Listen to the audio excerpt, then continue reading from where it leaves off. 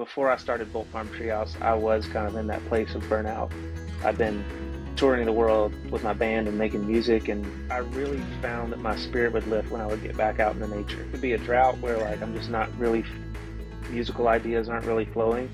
And I'm telling you, like within 2 hours of being on vacation and, like that release, like I've got all these ideas. I'm so inspired right now, and I've got this melody, and I just start singing it, and it's like you're, the soul begins to sing, and like I feel like that is hospitality at its best. With both music and with hospitality, the through line is creating inspiring environments where people can be their best self. A magical thing about hospitality is that we get to create those moments for people where, regardless of the chapter someone's coming from, they have the ability to write the next one. One of the purposes for us is like being able to give people the space to zoom out so that they know where to zoom back in. Seth, I've been looking forward to our conversation. Thanks for taking some time to chat today. Yeah, thanks for having me, Josiah. I'm excited to be here. Well, I always love beginning conversations starting with the why, right? Why are we doing what we're doing? I'm curious for you, why is rest important? Maybe let's start there. Let's start with rest, then we'll get into hospitality. Why is rest important? I think one of the best analogies I've heard, this guy asked me one time. He said, "Hey, how often do you change the tires on your truck or your car?" And I was like, probably once every several years, something like that. And he's like, "How often do they change the tires for a race car, like for NASCAR?" And I was like, "Several times, in a race." He's like, "Exactly." He's like, "You you are a high output individual, and you have got to change your tires and be on. You've got to be fresh, or you're going to burn out. You're going to crash the car into the ditch, and then all that effort was for nothing. Like you've got to be able to sustain yourself." And that really struck a chord with me. And before I started Bolt Farm Treehouse, I was kind of in that place of burnout. I've been touring the world with my band and making music, and doing a lot of good work. Um, but I really found that my spirit would lift when I would get back out in the nature. Obviously, with music and music venues, they're in these city, urban environments, and I grew up out in the country, so um, I think ultimately it's like the human spirit. Doesn't matter who you are, doesn't matter where you're from, doesn't matter what you believe. Like when we encounter beauty, something happens inside of us, and you know, I decided that I needed a place where I could go. I needed a refuge. I needed something that would bring me back and lift my spirit. So I decided to build a tree house with my dad on the farm where I grew up. They have 40 acres. There was lots of wooded areas, and so I'd found the perfect spot and the right trees to do it. And my dad and I start building this tree house, and then in the middle of that, I met the woman who is now my wife, and was inspired by love to really create. I already knew like I wanted to make the coolest treehouse that anyone's ever seen. Like I'm an ambitious guy, creative guy, visionary. So that was already in the cards. But then I was like, how do I make this to be a place where you know um, it's just magical? So that kind of birthed the first honeymoon treehouse, and it was on that honeymoon that we started. We took the time, to like rest, shut out the outside world. It's just us, and we're like, thinking, talking, praying, dreaming, journaling, writing about, what do we want work to look like? What do we want life to look like? Because here we are, we're just starting our lives together.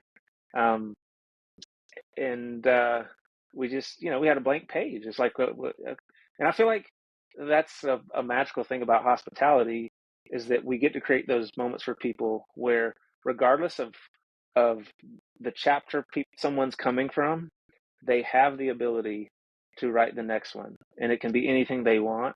But you rarely ever, you know, write sort of the outline for the next chapter when you're just going, going, going, going, going. So you have to rest to really like reset. And I've kind of languaged it like my mission for one of the purposes for us is like being able to give people the space to zoom out so that they know where to zoom back in, to really get that perspective and that clarity. So that was that was truly life changing for us, like having the time to do that. And it, Bolt Farm Treehouse was not even an idea really, before then, but really once we looked at all the things we wanted to do with our life and our family, it all pointed towards creating more experiences. And I've always felt like for me, like I play music with the band Need to Breathe, and now I've got Bolt Farm Treehouse, and both of these things are going simultaneously. And people are like, well, music and like real estate development and hospitality, like how all these things fit together. And for me, it's simply, you know, I think number one, feeling like, man, life is short, and I I don't want to get to the end of my life and regret not doing as much as I possibly could to add value to the world with the talents I've been given and the resources that I have to work with. So I don't think any of us are going to get to the end of our life and wish that we just spent more time scrolling on our phone. So I don't even consume social media.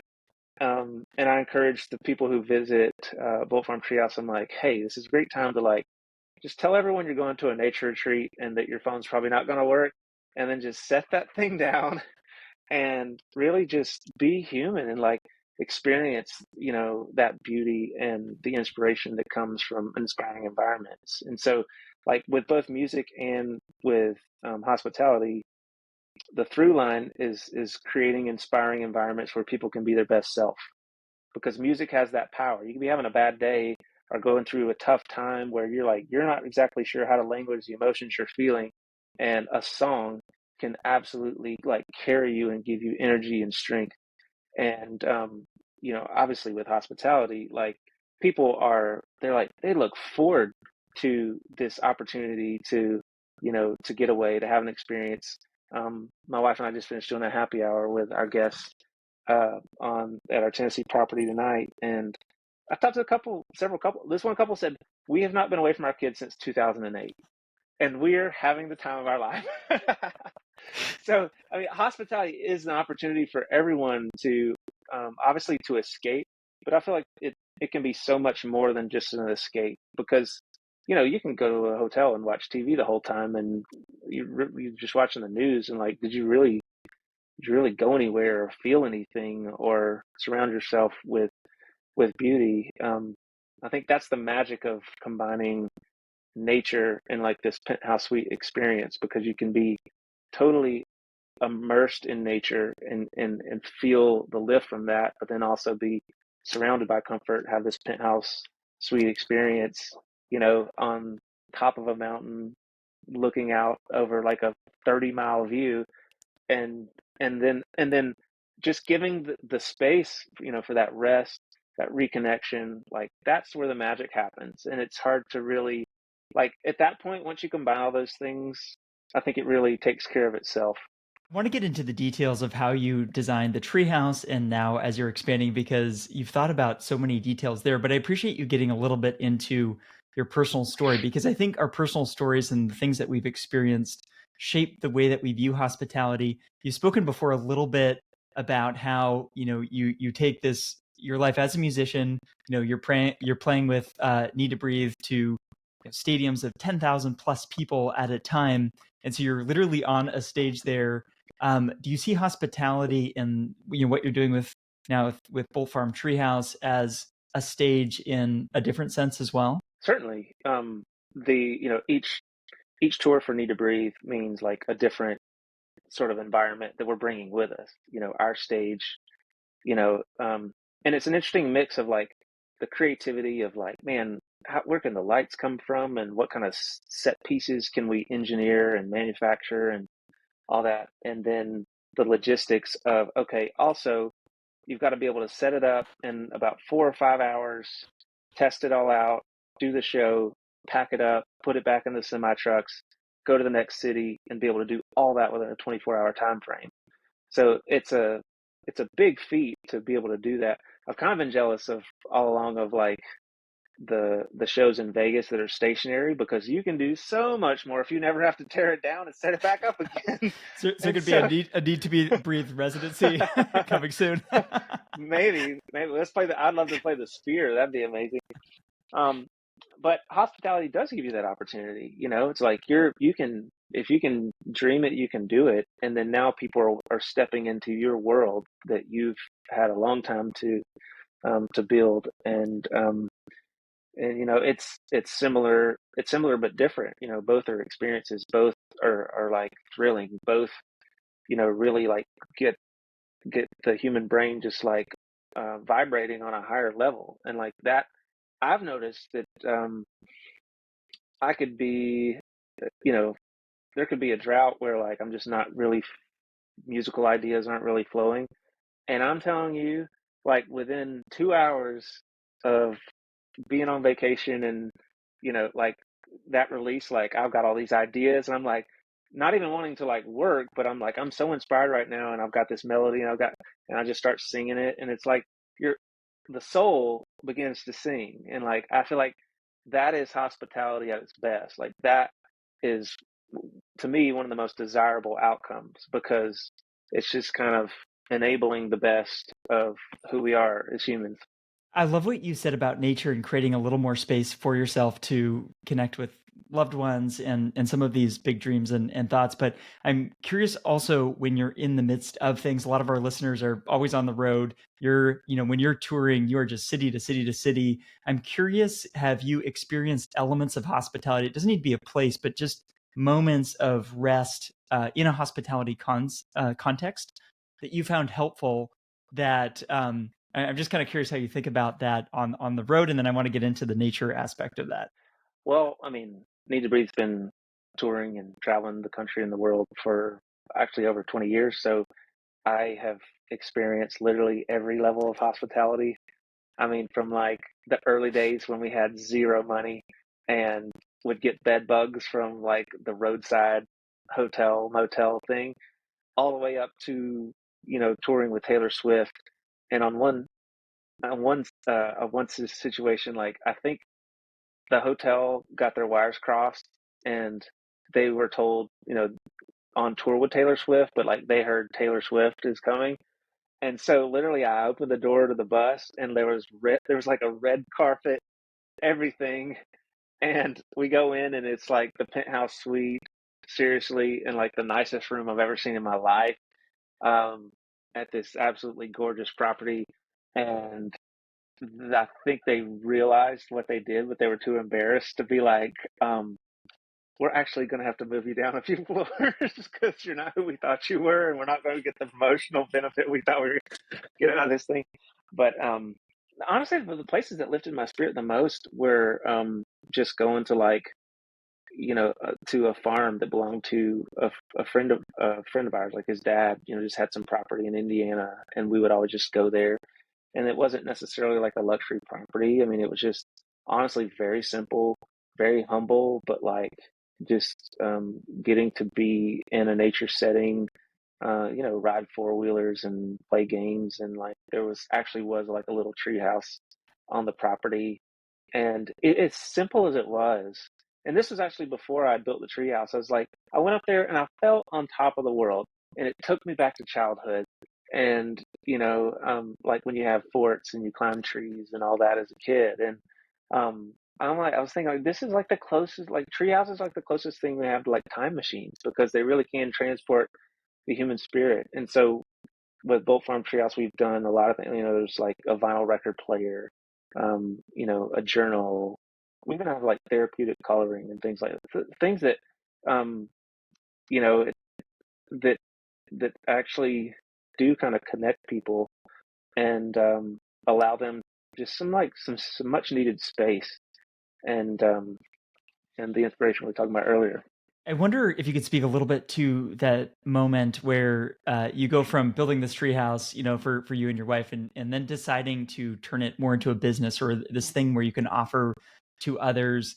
You've alluded to elements of that, but can you speak a little bit more to the opportunity you saw to make this something a little bit bigger than just for you and your family? What we saw was that it was having it wasn't just like, oh, we had a great time and we'll come back. When you see guest books, that's a lot of times what people might write in there. Um, People were writing pages of what it meant for them, of what it did for them.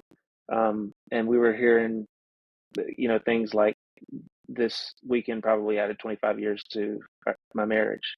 And I rediscovered my best friend and so many more. I'm telling you, like we've got a stack of journals this high of the books behind me, um, of those types of stories and those types of things. And like that's so like my wife and I, we always, we're big believers that like you've got to be connected with your business, your people, and the experience that the guests are having. Because from touring and from staying in a lot of different accommodations, like I remember like like when you bang your shin on the bed frame because it doesn't fit the mattress at all. It's way too big. And being like, who designed this? Like who like they certainly didn't stay in this room before they decided to sell it to the public. So like I feel like there's been a lot of little moments like that from my own personal experience where it just really left a mark on me, in that case a scar, but you know where I just decided, you know what, we're gonna actually live this and breathe this and stay in these places and read the journals. And it's pretty cool. Like I think our guests have it's developed into this special relationship where they're following our story and they're cheering us on. And I guess it's not often that you get to be a new brand in hospitality that's doing big things when it's kind of been gobbled up by the giant names that we all know in hospitality. But that's where I feel like there's such an opportunity, for the approach we're taking, because if you look at urban areas, they're totally consumed by those brands, and it's like you know um, that's that road is well worn. And sure, there's some people doing some creative things there. That's great. But I feel like there is an absolute new frontier for what's possible when you merge luxury hospitality and the great outdoors, especially the most beautiful places on earth. Now, it's a whole why have those big brands not made it to those places? Because it's hard work. um, it's harder to build and develop and all the things. And ultimately, you're not, our business is not getting like drive-by traffic. Like if you're going to Bolt Farm Treehouse, it's because you know about it, and it's because we have a we have we're sharing. We're drawing people in. Um, it's a harder thing to do to be a destination, but I think even though it's a lot harder in the beginning, like the upside so much more because of how great the experience can be for people and for the family and community and team that ultimately bring that kind of thing to life, that attract that people. Because there's so many people in hospitality that have joined our team and they were like, yeah, I was just kind of tired of being a part of this corporate machine thing. And I actually have, I was stretched so thin there trying to service 200 rooms. And with I can really have so much more time with guests and I can show up so much better, because it's not this mass produced thing. Yet there's still a lot of people that I'm getting to impact, on a daily, weekly, yearly basis. It's very personal hospitality. And I was speaking with Nathan Woods, your head of marketing and brand. I'll link to that conversation in the show notes. But it was interesting as we were talking through just standard ways that you measure business performance in hospitality. Bolt Farm Treehouse is off the chart. So nearly all guests are booking directly with you. It's a very personal interaction. If you look at the social conversations, it's just so different from any other hospitality business. And not only is it something that sounds good, if you look at the hard metrics around it, it's really, really compelling. And so I find that fascinating. And I think it does come down to the work that you put in. It comes down to the experience design. I wonder if you could speak a bit more to the elements of experience design that you were intentional about. I think you mentioned this earlier, but there's a certain sense of you encourage your guests to tell people around them that they're going away to restore. I also understand that there's a certain amount of disconnection where you even encourage people to turn off their devices. Is that right? And go offline for a little bit? So we think about the experience, you know, as more of a relationship where, like, even before they book, like, okay, this person is clearly attracted to what we're doing, and you know, they're going to come and stay, and they're going to become like part of the Bolt Farm family. So I think number one, like treating people with dignity and respect, and um, showing up differently, I think is kind of probably the common theme, and you could also describe that as like playing our own game. Um, like for my band Need to Breathe, it was always, we were getting pressure from like the record label. Um, like we grew up in the South. We grew up near the Appalachian Mountains, and like the instruments that you hear there, banjo and fiddle and acoustic guitar and um, mandolin, and like those were all just instruments we grew up around them. So that's kind of what we intended to do. And the record label was like, I really think y'all should be more international. Like, you're bigger than this, and so you should not have those instruments on your album. And so we didn't. Like, we listened to them like idiots for the first record, and like no one cared. It wasn't authentic. It was like homogenous and just like everything else. And so um, I've really welcomed our team to bring, their personality and the local flavors into it. And that's certainly how I show up as well, in trying to create, a top of the world experience that's all together different. Um, and because of the uniqueness of the property, the rock faces, we got waterfalls. There's, just giant rock walls on the front of the property, miles. I mean, we can see 3 states from our property. So, like the property itself is already inspiring and is already an experience. And I mean, my wife and I actually camped on the property in a tent before we bought it. And and then I think also it's great that, and I feel very fortunate that we have 100% control of our destiny. I've heard horror stories of, you know, startups or hospitality companies where it's like, well, private equity company said this is the new mandate, this is what it's got to be, and then it just ruins the experience for the team. And so I've been very adamant from the beginning. I was like, even if we grow a little slower, we will be in charge of our own destiny, and we will be able to build what we want to build, and provide the experience that we want to provide. And we intentionally found one of the most beautiful counties in Tennessee, near Chattanooga, outdoor lovers paradise, and actually partnered with. I say partnered. We met with the mayor of the town, with the commissioners, everyone, and just said like, hey, we've got really big ambition for what we want to do, and we want to do a lot of creative things that are outside the box, and we just need to know up front, like, is that something you're going to support or not? And they were like, we showed them the tree houses we built so far and everything else. Like, this is great. So it's actually refreshing to be able to, as a creative person whose dad was a builder, like to build things that are super outside the box and that you can't really experience in other places, because they have such strict cookie cutter laws about what you can build that there's no room for creativity.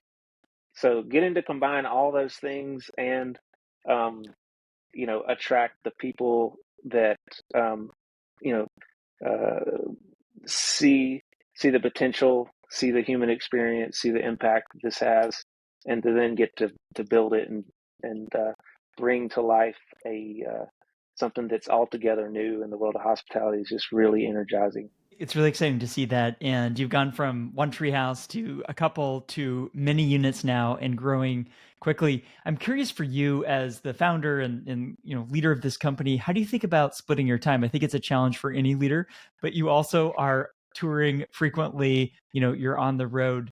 How do you decide where to spend your time as you're leading this business? Yeah, I'm I try as much as possible to just focus on the areas where I'm doing the things that only I can do.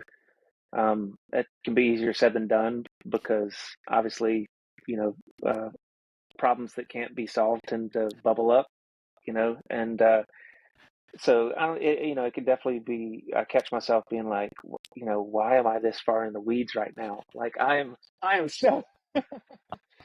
But and maybe it's like that for most entrepreneurs, but um, I think honestly, like surrounding myself with people who have skill sets that I do not is kind of been the way that we've been successful. And um most people that meet me, they're like, you're down to earth, you're humble, and I'm like, I that's just the kind of small town I came from, and my grandparents were orphans, and I watched my parents literally like just bootstrap their way, like I was born in a mobile home, and they just worked really, really hard and added value to others, and were blessed and rewarded for that. So I I'm also just like, I think ego's the enemy, and I think that um, it's a real disservice to teams of talented people when they have leadership that doesn't approach it from a servant leadership standpoint, or they're in it for their own glory, or they don't give credit where credit's due.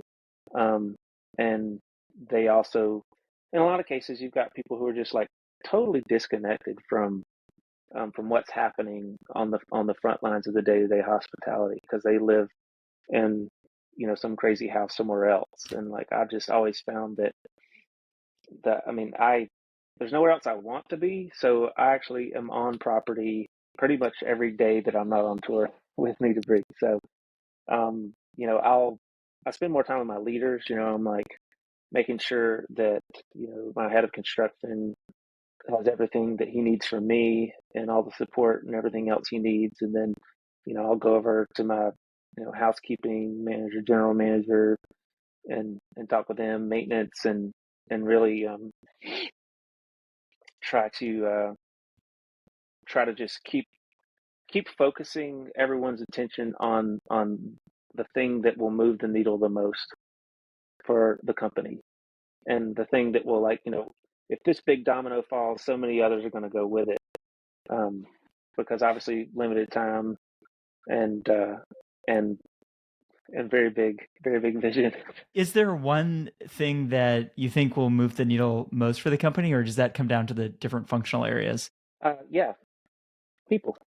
Yeah. Like we've grown so tremendously, and it's awesome to see the core team that we have now. And um, I think right now everyone in hospitality is seeing this. I mean, there's such a war for talent, and I think the companies that really move the needle in the future are going to be built by teams of rock solid people who who are rallied around a real mission that goes so far beyond profit. It's about impact, and about, like, I'm the same way. Like, I am totally fine with working really insanely hard because of how much I believe in the impact we're having, because I see it, and because I know that it's scalable. And I want to, I want more people to be able to experience the great thing that we're doing together. And like it's cool also to be in a position where now lenders and banks are like, hey, we want to lend to this industry now, and you guys are crushing it. So can we work together? So, like, in the beginning, the funding was really hard, because like I said, like we own this 100%, and you know, um, like I can't tell you how many times I heard no from people who are like, yeah, we don't, that asset class doesn't fit into our portfolio or whatever. I'm like, come on, this is think outside the box. This is going to be huge. So, I mean, initially, To have finance people, interested and wanting to participate now, especially, I think speaks volumes, because almost everybody is struggling with this. So it speaks to the momentum that you have. But I think if I think back to earlier in our conversation, you talked about, just coming from happy hour with guests, reading the guest books and the guest feedback. I think, to be an effective leader, you have to communicate that vision. You also have to be a storyteller of what it is, and you have to stay connected. And so I see you spending time staying connected to why you're doing this, right? And I imagine that allows you to keep your teams fired up, about on what this is all about, right? And I guess for anybody listening, if they're as excited about what you're doing as I am, I'm curious, are there kind of functional areas or roles that you're looking to hire for as you look into the months ahead, that maybe people could check out your career site and potentially join your team? Yeah, absolutely. I would say sort of as a blanket, because I mean, our team just recently crossed like the 30-person mark, and we're hiring 10 more roles right now because of the pace of growth. And they're very broad. I mean, it's everything from like whether you're into, you know, construction and building or artificial intelligence, like and everything in between. Um, you know, we're actually hiring a general manager, housekeeping manager, um, COO, um, operations, systems experts, um, you name it, guest experience. Like we have a whole new we a title we actually got from the book, like Dreamweaver. But it's like these are people, and like their job is just totally to focus on wowing the guests, and like um, studying the information that we have on our guests, that the guests make available, that we can get to like hyper personalize the experience and just make people feel known from really from the moment that they book. And I mean, it's wild what uh, a strong team of thoughtful, um, caring, hardworking people can do and come up with, and that's the culture that we've built. Like we welcome that. So that's been refreshing. That's probably one of the comments I get the most is like, you know, I feel supported by everyone on this team. I see how hard, the leaders work, um, to make all this possible. And I also get to participate and show up each day knowing that like I actually am going to have um, the potential to have a big impact on the team and on the people that we serve. And I think I mean, that's rewarding. Isn't that what we all want? For sure. And so I'll make sure to link to your website where people can learn more about what you're up to, and if they might be a fit, they can apply. But I think it's cool to see everything from the construction to artificial intelligence, right? So this is a very sophisticated operation, right? You're in nature, you're helping your guests restore, but you're using the latest of everything, right, to provide that incredible experience that guests are raving about. It's pretty good. I guess before we go, Seth, I'm curious, is there anything you invite our listeners to do or think about after they hear our conversation here? I think I think the work that you're doing is so incredible because you're really you're connecting people with ideally like their future. The the you can see this with like maybe a conference, but like certainly with a podcast, like um, just getting plugged into the people who become your home team. That in itself is one of the single greatest ways that we can you know transform our future and actually be part of something that is that is world changing, um, and certainly life changing for the people that encounter it. Um, the things that we value, the things that we see, the beautiful things that you know took an extraordinary amount of human effort. It wasn't done by one person. It was done by a team of people who were really focused and rallied around the same mission.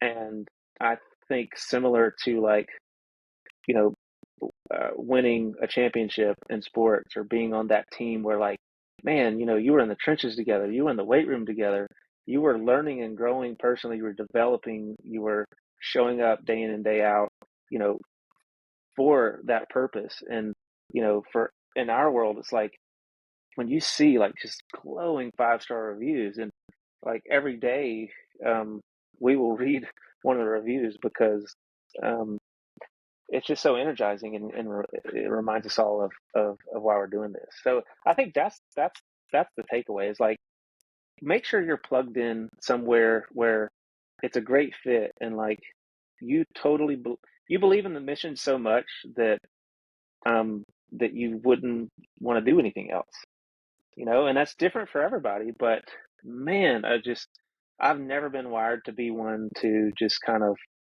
you know, exchange time for a paycheck.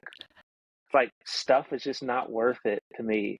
I was like, my path was so different. I was like, you know what? If it means having freedom and flexibility, I'm not going to get a new car. I'm not going to buy a house. I'm going to I'm going to be nomadic. But I'm going to put every bit of my resources into building something that can actually connect people and do this, actually have a big impact, because life's short, and there's nothing I wouldn't change a bit of it.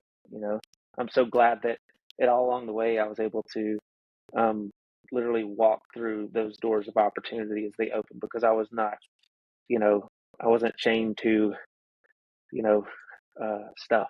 And actually in 2019, really, as this was starting to take off, simultaneously to the vision for building it, my wife and I just came up with this little mantra, and it was like, live light, move fast. So we went and we were like, what have we not used in a year? Let's donate that to someone, or let's sell it and turn it into money that we could use to build more tree houses. And we never looked back. And it's incredibly freeing. And that was a very long-winded way of saying I hope everyone's able to find, a team that really like lights them up as much as my team does for me.